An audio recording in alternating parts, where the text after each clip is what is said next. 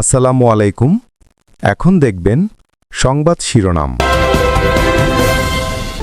রংপুরে আবু সাইদের কবর জিয়ারতের পর বিকেলে যোগ দিবেন সমাবেশে। বেগম খালেদা জিয়া কখনোই আধিপত্যবাদকে প্রশ্রয় দেননি, ফেনীর সমাবেশে বললেন জামায়াত আমির। নোয়াখালীতে দিলেন মামলা বাণিজ্য বন্ধের প্রতিশ্রুতি। দুটা জিনিস অগ্রাধিকারের ভিত্তি আগেই আমরা নিশ্চিত করবো ইনশাআল্লাহ। একটি হচ্ছে মায়ের মর্যাদা, আর একটি হচ্ছে তাদের অবশ্যই আমরা নিরাপত্তা নিশ্চিত করব। চেয়ারপারসন তারেক রহমানের আসনে, এই আসনে কিন্তু প্রচারণা বিএনপির পক্ষে বেশ চলছে এবং আমি এই মুহূর্তে যেখানে আছি যে বারিধারা ডিউচেস, এই বারিধারা ডিউচেসের মসজিদে কিছুক্ষণ আগেই বিএনপি চেয়ারম্যানের উপদেষ্টা আব্দুল সালাম তিনি কিন্তু এখানে এসেছেন। তিনি সরাসরি কিন্তু এখানে প্রচারণা করছেন এবং বিএনপি চেয়ারম্যানের প্রধান প্রতিদ্বন্দ্বী যদি বলি যে জামাত ইসলামের ডাক্তার খালিদুজ্জামান, তার প্রচারণাও কিন্তু বেশ জোরে সোরে চলছে, এমনটাও আমরা দেখতে পাচ্ছি। আর আব্দুল সালাম যিনি বিএনপি চেয়ারম্যানের যে উপদেষ্টা, তিনি কিন্তু কিছুক্ষণ আগে একটি মিটিং করেছেন ডিওএইচএস এর যারা বিএনপি নেতাকর্মী রয়েছে তাদের সাথে এবং সেই মিটিং এর পর তিনি কিন্তু এই ডিওএইচএস এলাকায় ঘুরেছেন এবং বেশ কিছু লিফলেট বিতরণ করেছেন। তবে বিএনপি নেতাকর্মী সহ যারা সাধারণ মানুষ রয়েছে তাদের মধ্যে কিন্তু বেশ উচ্ছ্বাস, উদ্দীপনা এবং নির্বাচনকে কেন্দ্র করে একটি উৎসবমুখর পরিবেশও কাজ করছে এবং তারা আব্দুল সালাম যেমনটি বলেছেন আসলে যে এবারের নির্বাচনও একটি ৭১ সালের মুক্তিযুদ্ধের মতোই বিএনপির কাছে, এমনটাই তিনি জানিয়েছেন এবং এবারে তারা একটি ভোট বিপ্লব চান বলে এমনটাই তারা প্রত্যাশা করেন এবং বিএনপির পক্ষে একটি ভোট বিপ্লব। ক্ষমতায় যাওয়ার আগে যাদের হাতে দেশ নিরাপদ নয়, ক্ষমতায় যাওয়ার পরও তাদের হাতে দেশ নিরাপদ থাকবে না বলে মন্তব্য করেছেন জামায়াত আমির ডাক্তার শফিকুর রহমান। নোয়াখালীর নির্বাচনী জনসভায় তিনি আরও বলেন, জামায়াত ক্ষমতায় গেলে কাউকে মিথ্যা মামলা দেবে না, মামলা বাণিজ্য করবে না। সমাবেশে তিনি বলেন, ৫টি বিশ্ববিদ্যালয়ের ছাত্র সংসদ নির্বাচনের ফলাফল যা হয়েছে, সংসদ নির্বাচনের ফলাফলও তাই হবে। এর আগে ফেনীতে নির্বাচনী জনসভায় জামায়াত আমির বলেন, ক্ষমতায় গেলে অগ্রাধিকার ভিত্তিতে নারীর মর্যাদা ও নিরাপত্তা নিশ্চিত করা হবে, যা এখন দেশে নেই। নির্বাচিত হলে ন্যায্যতার ভিত্তিতে সকল সমস্যা সমাধানের আশ্বাস দেন জামায়াতে আমির। প্রতিশ্রুতি দেন ফেনীতে মেডিকেল কলেজ ও আন্তর্জাতিক মানের স্টেডিয়াম করার। এছাড়াও বাংলাদেশের স্বার্থকে গুরুত্ব দিয়ে ফেনী বাঁধের বিষয়ে প্রতিবেশী দেশের সাথে আলোচনা করা হবে, এমনটাও জানান ডাক্তার শফিকুর রহমান। এর জনসভায় বক্তব্য শেষে ফেনীর ৩টি আসনে প্রার্থীদের হাতে প্রতীক তুলে দেন জামায়াত আমির।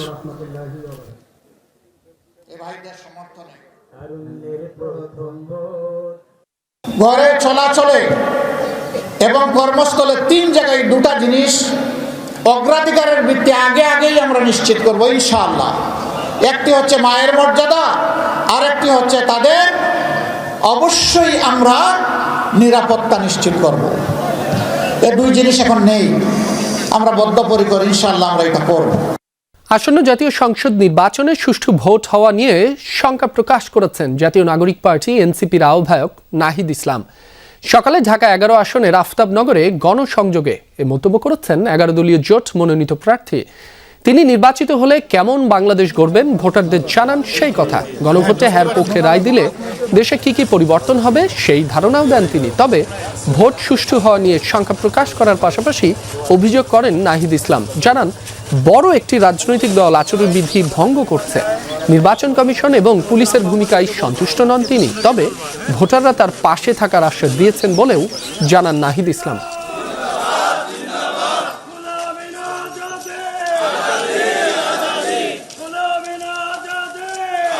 প্রশাসনিক সক্ষমতা নিয়ে আমরাই সর্বপ্রথম, এনসিপি সর্বপ্রথম গত ৬-৭ মাস ধরে আমরা বলে আসছি, প্রস্তুত হয়ে আসছি যে ইলেকশন কমিশনকে ব্যাপকভাবে সংস্কার করে নির্বাচনের দিকে যাওয়া উচিত ছিল।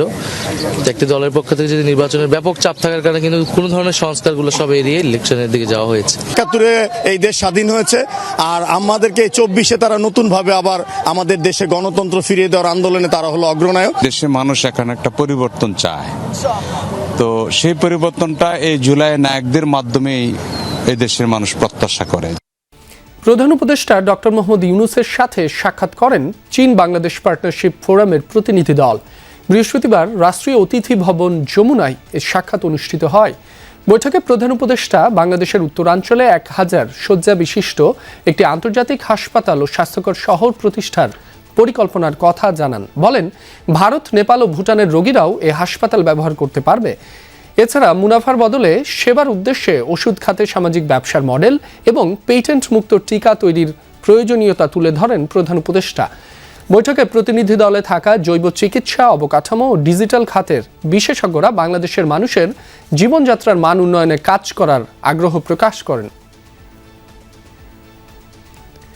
নির্বাচনী ইস্তেহার হলো জনগণের সাথে রাজনৈতিক দল ও প্রার্থীর লিখিত সামাজিক চুক্তি, যেখানে লিপিবদ্ধ থাকে প্রার্থীর ভবিষ্যৎ পরিকল্পনা।